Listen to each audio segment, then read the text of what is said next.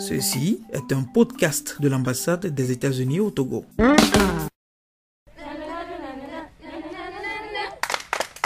Pagala, village de la préfecture de Blita, à quelques 300 km au nord de Lomé, accueille chaque année entre mai et juillet depuis 2001 une rencontre séparée de jeunes filles et de jeunes garçons dans le cadre du camp Unité. Unité se définit comme unification, nation, initiative, travail, éducation, un programme animé d'un bout à l'autre par des volontaires du Corps de la paix des États-Unis répartis dans les villages du Togo profond. Rose Pomble-Kounabine, directrice associée et chargée du programme éducation et promotion de la fille au Corps de la paix, nous en dit plus sur les origines et les objectifs du camp Unité. En fait, quand les volontaires ont été envoyés sur le terrain, nous avons constaté que les filles manquaient d'informations. Elles ne se comportaient pas bien.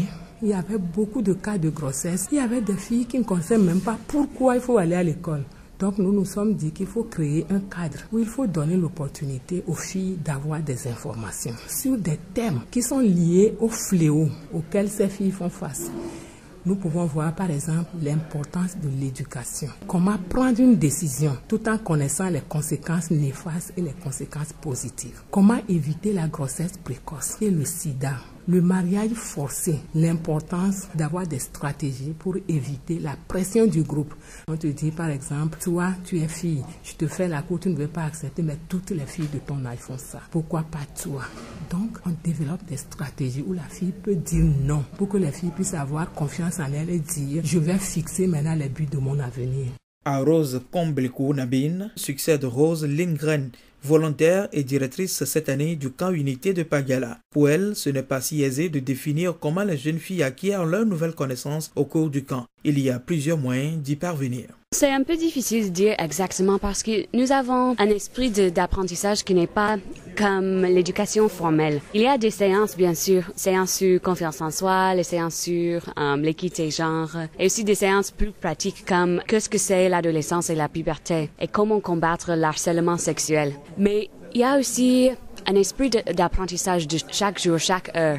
Nous faisons des challenges où les filles se font des équipes et elles sont confrontées avec un obstacle et c'est seulement avec le travail en équipe qu'elles puissent affranchir ces obstacles. Alors vraiment ça c'est la vraie apprentissage à mon avis, que ce n'est pas seulement les thèmes exacts, ce n'est pas les définitions, mais c'est cette idée de travailler en équipe pour améliorer leur vie. Près de 2000 apprentis et scolaires se sont succédés à Pagala depuis 2001. Cette année, quand Unité fête ses 10 ans, occasion pour les volontaires de rassembler une cinquantaine de jeunes filles apprenties venues de tout le Togo pour une semaine d'activité. 2 d'entre elles nous livrent chacune ce qu'elle a appris au camp cette année 2011. Je viens de Broukou, dans la préfecture de Dufelgo. On a vu comment sortir du danger pour aller dans la vie saine. Comment on peut rencontrer des difficultés. Comment faire pour s'en sortir. Si tu tombes, ce n'est pas la fin de ta vie. Il y a le temps de se relever. On a appris aussi le trafic des enfants.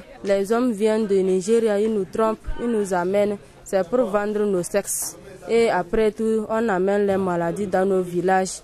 On nous a appris aussi la fécondation, comment la femme peut passer ses règles et comment calculer ses jours. Je viens de Kifama, je suis apprentie coiffeuse. J'ai appris les choses à propos du VIH-Sida, comment nous protéger pour ne pas attaquer par le sida, comment refuser les ordres des garçons et comment avoir la confiance en soi. Quand je vais retourner dans mon village, il y a beaucoup de filles qui aiment faire ce qui n'est pas bon de faire. Je peux les communiquer à changer leur vie.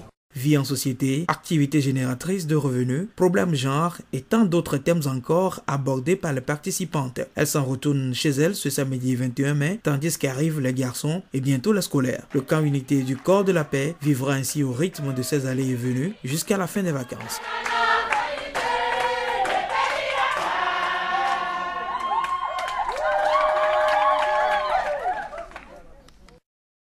C'était un podcast de l'ambassade des États-Unis au Togo. Pour toute question, envoyez-nous un courriel à cca@state.gov.